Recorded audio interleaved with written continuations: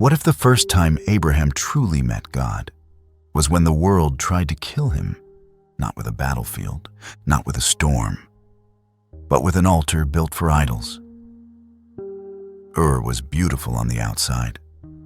Stone streets, burning lamps, tall temples reaching for the sky like hands that want to replace heaven. And inside those temples, faces carved from wood and stone, eyes that could not see, mouths that could not speak. Yet people bowed anyway, because idols don't need to be alive to rule you. They only need your fear. Abraham lived there, a righteous man in a crooked city. Genesis remembers Ur as the place his family came from. Genesis 11:31. But another record shows what Ur was really like. A city where the righteous were killed, and Abraham was marked next. Abraham 1:11-12.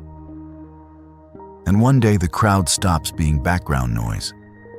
It becomes hands. It becomes rope. It becomes the cold, final intention in the eyes of men who believe sin is worship. They seize him. They drag him. He can smell the smoke before he sees the altar. He can hear the chanting before he understands the words. And then he sees it. Stone stained by what no stone should ever hold. This is the part most people don't want to imagine, because it's easier to believe evil is just a bad choice. But sometimes, evil becomes a system, a culture, a ritual. And that ritual is simple. Give us a life, so our false gods will bless us. Idols always ask for blood. And when Abraham is laid where he should never be laid, he does not bargain with the priests. He does not negotiate with darkness. He prays. The book of Abraham captures it like a lightning strike. As they lifted up their hands upon me, I cried unto the Lord. Abraham 1:15. Not a polite prayer, a life or death prayer. A prayer that sounds like you when you finally stop pretending you're fine. God, if you're real, then be real right now. And God answers, not as an idea, as intervention. The Lord breaks the moment that was meant to end him. And right there in Ur, you learn something you must carry into your own life. God is not watching your pain from a distance. He is the God who steps in. He pulls Abraham off the altar. He cuts the rope of the idol system. He proves, without apology, that heaven is stronger than the hands of men. But then the story turns, and it turns sharply. Because God doesn't only rescue Abraham, God relocates him. Leave. Genesis gives the command with holy force. Get thee out, unto a land that I will show thee. Genesis 12:1. Do you hear what God is doing? He's not just saving Abraham from death. He's saving Abraham from belonging. Because you can't carry a covenant future while you keep living inside an idol city. So Abraham obeys. And Sarah obeys too. Sarah, his wife, his companion, his shared quiet. Genesis doesn't hide her wound. Sarai was barren. She had no child. Genesis 11:30. No sun in the tent, no child's laughter in the night. Just two people walking with a promise, while their arms are still empty. And if you've ever carried a promise that felt delayed, you understand them more than you think. Because delayed promises do something to your soul. They test your vision. They test your patience. They test whether you love God or only love outcomes. Still, Abraham walks. He doesn't walk because every day feels inspiring. He walks because obedience is sometimes the only worship you can offer. And God speaks again, bigger than survival. The Lord promises Abraham a future that sounds impossible on human lips. Through his seed, all families of the earth will be blessed. Abraham 2:9-11. Genesis echoes the same covenant heartbeat. I will establish my covenant, and I will give unto thee the land. Genesis 17:7-8. A land, a lineage, a holy assignment.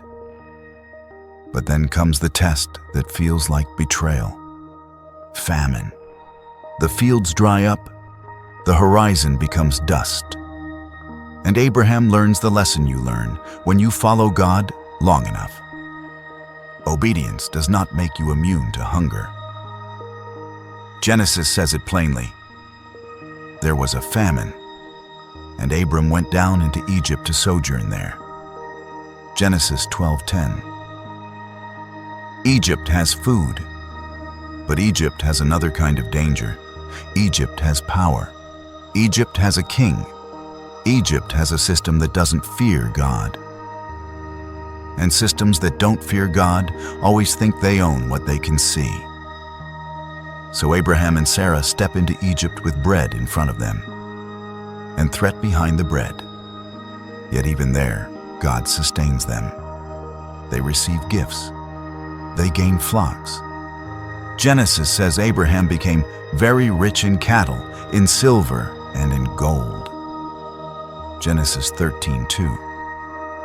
But listen carefully. Provision is not permission. Just because you can survive somewhere doesn't mean you're called to stay. So they leave. They walk back toward the promise. Genesis says they go up out of Egypt and return toward Bethel. Genesis 13:1-3. And when Abraham stands again in the land, God speaks in a way that sounds like ownership.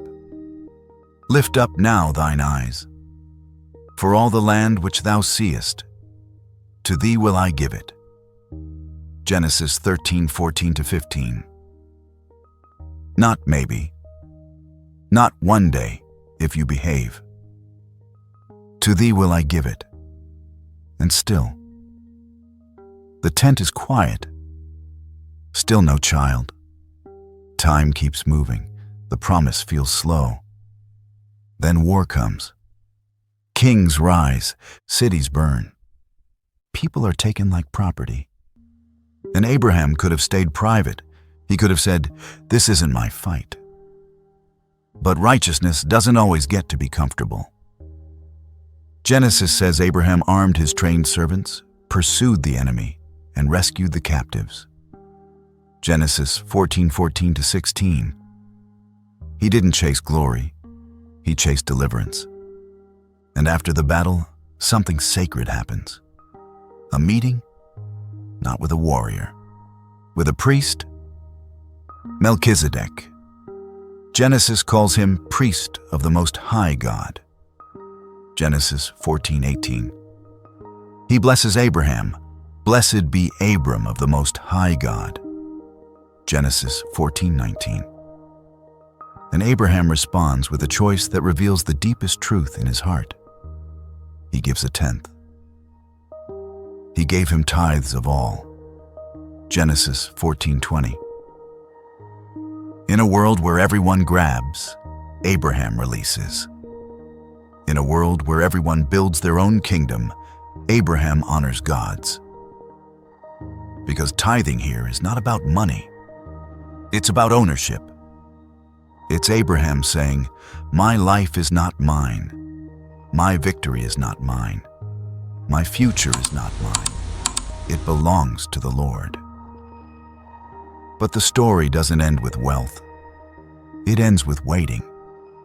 Abraham stands in the land God promised and still carries the ache he cannot solve. So he speaks to God with raw honesty. "Lord God, What wilt thou give me, seeing I go childless? Genesis 15:2. That is not unbelief. That is intimacy. And God answers, He that shall come forth shall be thine heir. Genesis 15:4. Then God takes him outside, points him upward. Look now toward heaven, and tell the stars, so shall thy seed be. Genesis 15:5. And here is the line that has carried broken people for generations. And he believed in the Lord, and he counted it to him for righteousness. Genesis 15:6. Abraham believed while the tent was still empty. He believed while Sarah was still barren. He believed while time kept passing like a slow knife. And later, God makes the promise even more specific. Not just a child, a son, a name. Sarah thy wife shall bear thee a son indeed, and thou shalt call his name Isaac. Genesis 17:19. Sarah is old. The math doesn't work.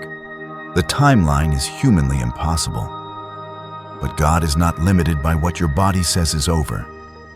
God specializes in the moment you cannot explain. And now, the story looks at you. Because you may not live in Ur, but you know Ur. You know environments that pressure you to bow. You know idols that demand your time, your purity, your peace. You know systems that try to sacrifice your calling so they can keep their comfort. And maybe you're not on a stone altar, but you've been on an emotional one, a spiritual one, where something in you was being slowly offered up to keep everyone else happy. Abraham's story is a warning and a rescue. God can pull you off the altar, but then God will call you to leave the city that built it, because rescue is not the final chapter. Separation is. Covenant is. So if God is calling you out of an idle habit, out of a toxic cycle, out of a false identity, don't negotiate with Ur. Don't delay where you almost died. Walk, even if you don't have the full map, even if famine comes after obedience, even if Egypt looks safer than faith. Because the blessing is not in the idle city. The blessing is in the voice that calls you. And the same God who stepped into Ur still steps into moments meant to destroy you. He is Jehovah, living, present, able. So if you're ready to obey, let your response be simple and real. Write this in the comments. I will walk. Next time, we go deeper into the promise and the miracle that begins where human strength ends.